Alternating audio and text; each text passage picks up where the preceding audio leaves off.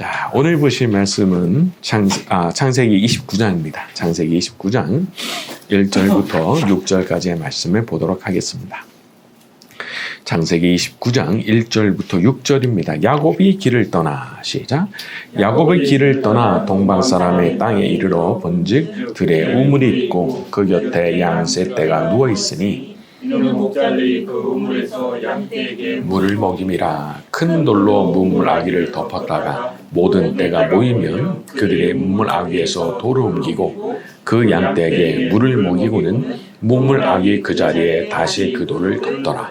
야곱이 그들에게 이르되 내 형제여 어디서 왔느냐? 그들이 이르되 하란에서 왔노라. 야곱이 그들에게 이르되 너희가 나홀의 손자 라반을 아느냐? 그들이 이르되 아노라. 야곱이 그들에게 이르되 그가 평안하냐? 이르되 평안하니라. 그의 딸 라헬이 지금 양을 몰고 오느니라. 자, 이 부분을 보게 되면 앞서 야곱이 그렇게 처량하게 돌베개를 베고 누웠다가 하나님을 만난 뒤에 아주 아무런 걸림돌이 없이 무사히 도착하는 장면으로 시작이 됩니다.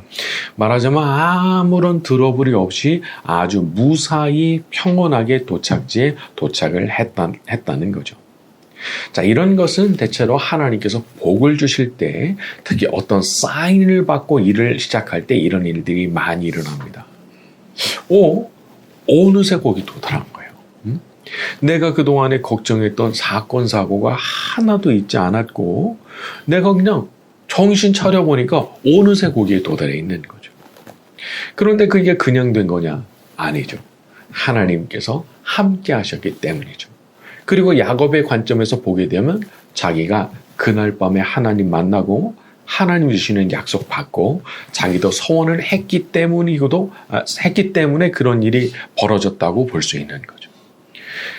하나님의 약속은 반드시 이루어집니다. 참 그게 진짜 이루어질까 싶은 일인데 너무 순조롭게 거기에 도달하게 되면 사람이 그제서 이제 알게 되는 거거든요. 이거 그냥 된 거 아니고 하나님께서 약속하신 대로 이루어주신 거구나. 그래서 우리가 이렇게 하나님께서 우리에게 약속을 이루어주심으로써 순조롭게 도달하게 되는 그런 그림도 우리가 머릿속에 놓고 기도를 해야 되는 거죠. 자, 또 이렇게 순조롭게 도달하는 축복과 함께 또 다른 복이 나오는데 딱 만나야 될 사람들을 그 자리에서 만나게 되는 축복입니다. 만난 사람들이 4절에 보면 하란에서 왔다고 했죠. 하란. 딱 라반이 사는 곳이잖아요. 그리고 또 그 사람들이 라반을 알아요. 거기다가 6절에 그의 딸 라헬이 지금 양을 몰고 오느니라. 기가 막힌 거예요. 어떻게 이렇게 만나는지 아주 정확한 타이밍에 라헬이 그 시간에 그 자리를 딱 도착을 하는 거죠. 하나님께서 복을 주실 때 참 우연 같은데 우연 아닌 일들, 어떻게 이렇게 아귀가 딱딱 맞아 떨어질까 싶은 그런 일들이 많이 일어나는 거죠. 자, 우리들에게도 그렇게 딱딱 아구가 맞아 떨어지는 그런 일들이 우리 하나님의 은혜와 축복으로 많이 생겨나게 되기를 바랍니다. 자, 우리 7절부터 12절입니다. 야곱이 시작. 야곱이 이르되 해가 아직 높은즉 가축 모일 때가 아니니 양에게 물을 먹이고 가서 풀을 뜯게 하라. 그들이 이르되 우리가 그리하지 못하겠노라. 때가 다 모이고 목자들이 우물아귀에서 돌을 옮겨야 우리가 양에게 물을 먹이느니라. 야곱이 그들과 말하는 동안에 라헬이 그의 아버지의 양과 함께 오니 그가 그의 양을 치고 있었기 때문이더라. 야곱이 그의 외삼촌 라반의 딸 라헬과 그의 외삼촌의 양을 보고 나아가 우물아귀에서 돌을 옮기고 외삼촌 라반의 양떼에게 물을 먹이고 그가 라헬에게 입 맞추고 소리내어 울며 그에게 자기가 그의 아버지의 생질이요 리브가의 아들임을 말하였더니 라헬이 달려가서 그 아버지에게 알림해. 저는 이 부분을 라헬의 입장에서 좀 보게 됐습니다.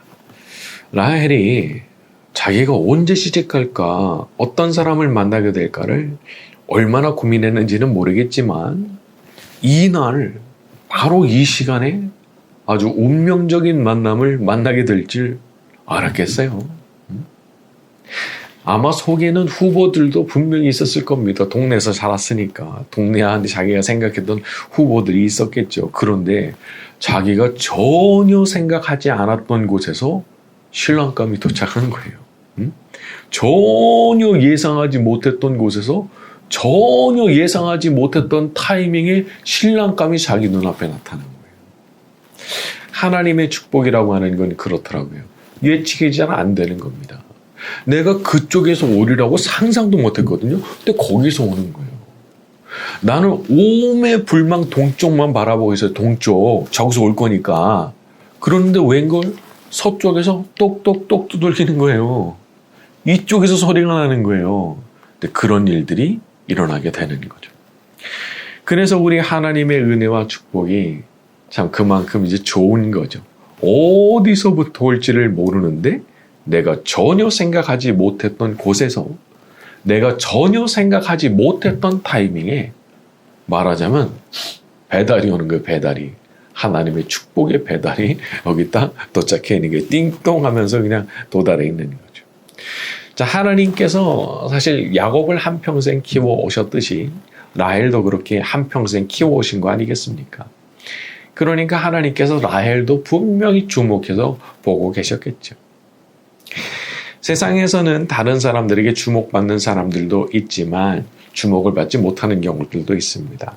하지만 우리를 만드신 하나님, 그리고 우리를 예수님 안에서 자녀로 부르신 우리 하나님께는 주목받지 않는 사람이 한 명도 없는 겁니다.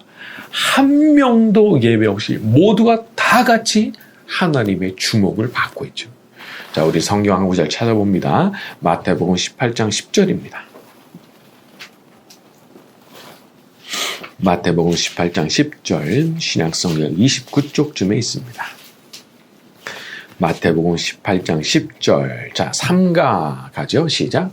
삼가 이 작은 자 중에 하나도 업신여기지 말라. 너희에게 말하노니 그들의 천사들이 하늘에서 하늘에 계신 내 아버지의 얼굴을 항상 배움느니라. 예수님 말씀하셨죠. 예수님 믿는 사람 중 그 어떤 사람도 업신여기지 말라고. 그들의 천사들이 하늘에서 하늘에 계신 내 아버지의 얼굴을 항상 배웠느니라. 다 보고가 올라간다는 거예요.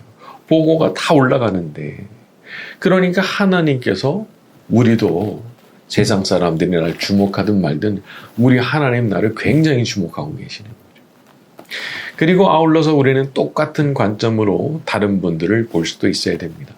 작아 보입니다. 이 세상 기준으로 보면은 아이고 뭐 별거 아닌 사람이다 생각이 들 수도 있습니다. 하지만 우리 하나님 아버지 보실 때는 아니라고 하면 내가 그분을 하찮게 생각할 이유가 전혀 없는 거예요. 내가 정말 생각이 달라져야 되는 거죠.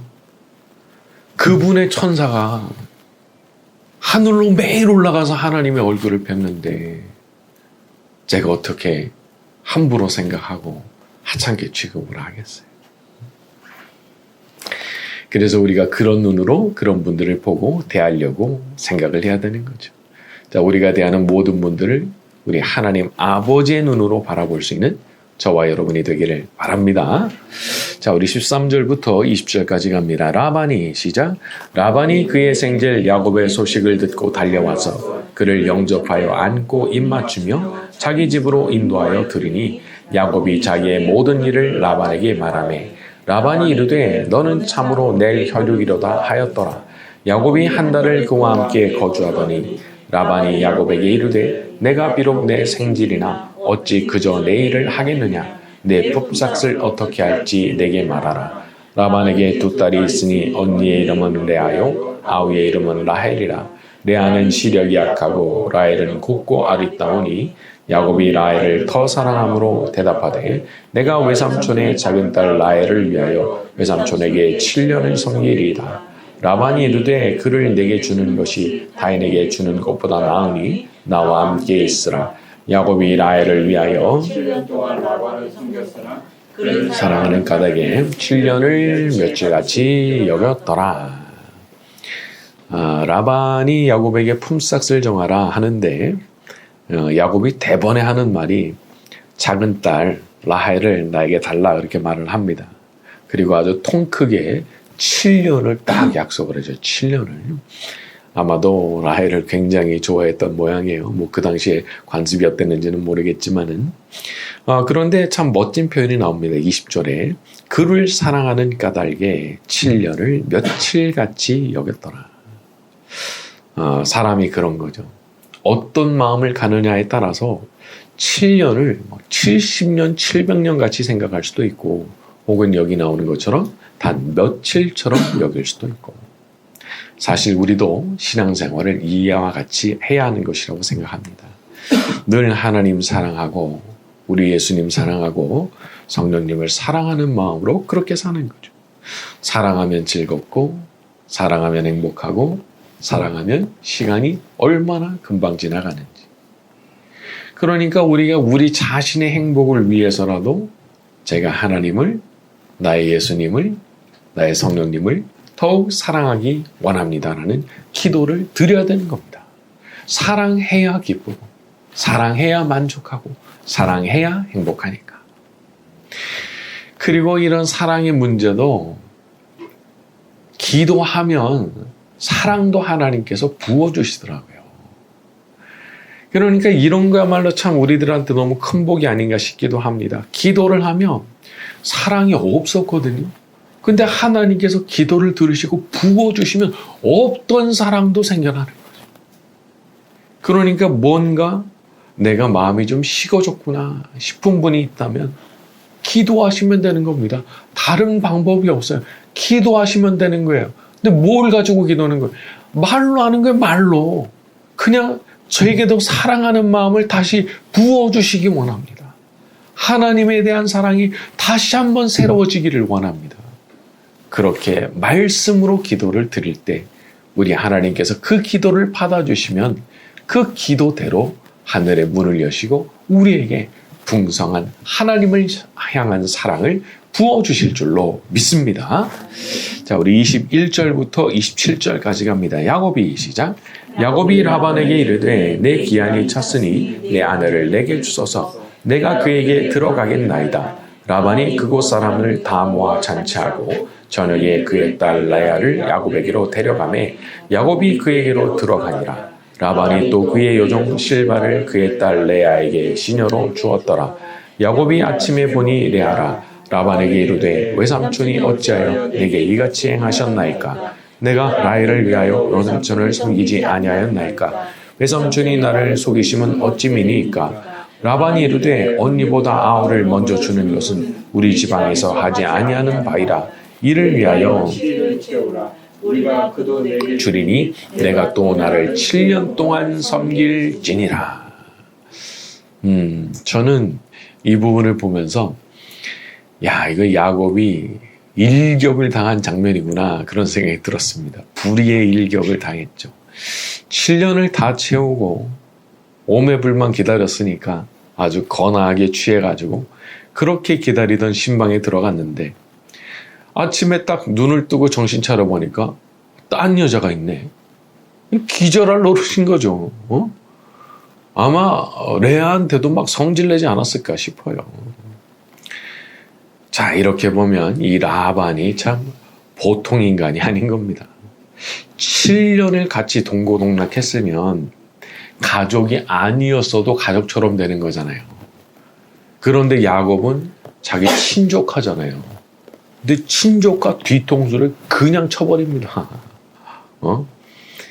아마 야곱이 일을 진짜 잘했던 모양이에요. 그러니까 내가 요 녀석을 공짜로 내가 더 부려먹을 방법이 없을까 생각을 하다가 묘수가 생각났다 하고 이제 그 일을 이제 했겠죠. 세상에는 분명히 이런 캐릭터들이 존재합니다. 남 생각 안 해요. 오로지 자기밖에 몰라요. 심지어 자기 딸도 중요치가 않아요. 레아가 얼마나 곤란하겠어요. 그거 신경 안 써요. 라헬이 얼마나 분노하겠어요. 신경 안 써요. 나한테 이득이 된다면 나는 괜찮다 이거예요. 이거 뭐 보통 캐릭터가 아니죠. 그런데 여러분 나중에 보세요. 라반 그렇게 지출을 아끼면서 그 긁어 모았던 그 재산 야곱한테 거의 다 넘어갑니다. 하나님께서 그렇게 만들어 버리시거든요. 그러니까 7년 무려 14년을 내가지고 공짜로 잘 부려먹었다, 내가 이득봤다 생각했겠지만은 천만의 말씀이 된 거죠. 그러니까 우리가 참 믿을 거는 우리 하나님밖에 없는 겁니다. 지금은 야곱이 억울한 일 당한 게 맞습니다. 그래서 7년을 더 생각지도 않았던, 진짜 내가 지금 7년을 채웠는데 앞으로 7년을 더 채워야 된다고? 얼마나 황당하고 화가 나겠어요. 그런 일 당한 건 맞죠. 그런데 하나님께서 절대로 그렇게 무력한 희생양이 되도록 내버려 두지 않으시는 거죠. 그러니까 당장 내가 내 눈앞에서 어떤 억울한 일을 당했다고 해서 너무 슬퍼하지는 말아야 되는 거죠. 하나님께서 보고 계시니까.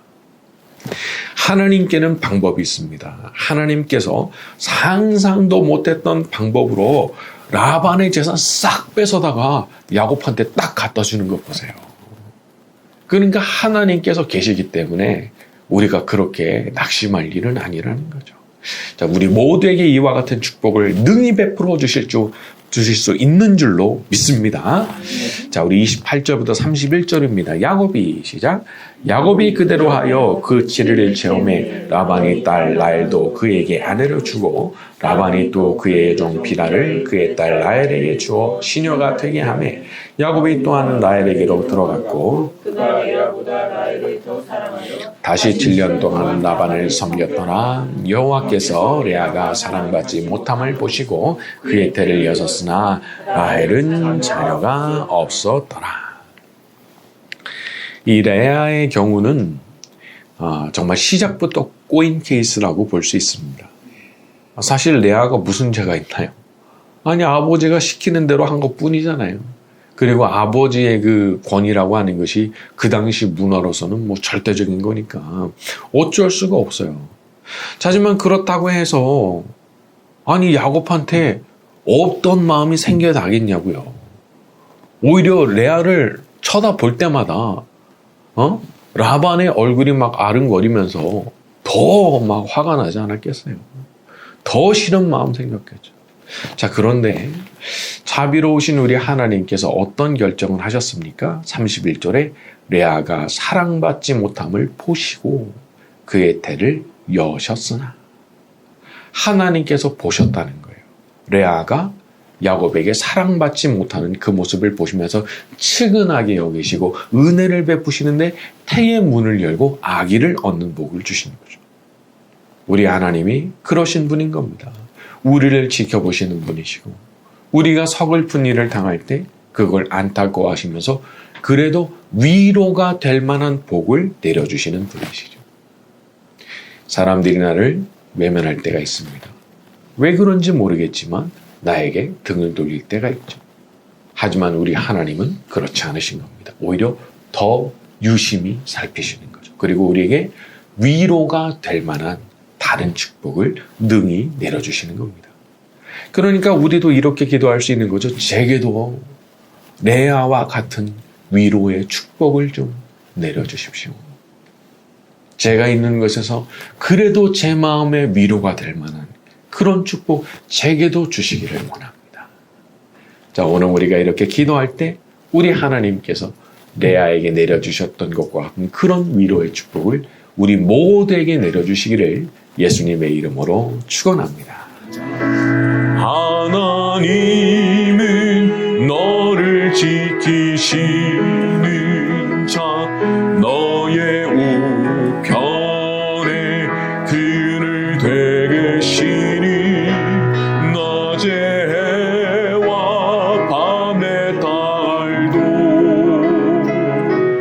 너를 해치 못하리. 하나님은 너를 지키시는 너의 환난을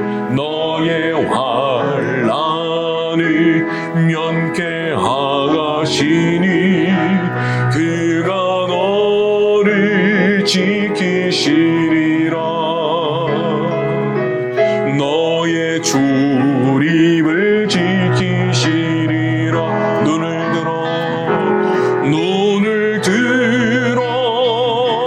산을 보아라 너의 도움 어디서나 천지 지으신 너를 만드신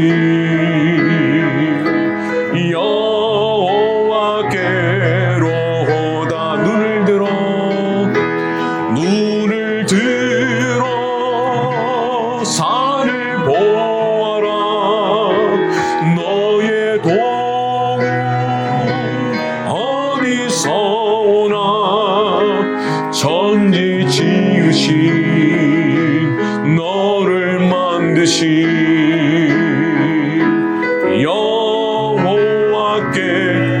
여호와께로다. 예수 사랑합니다.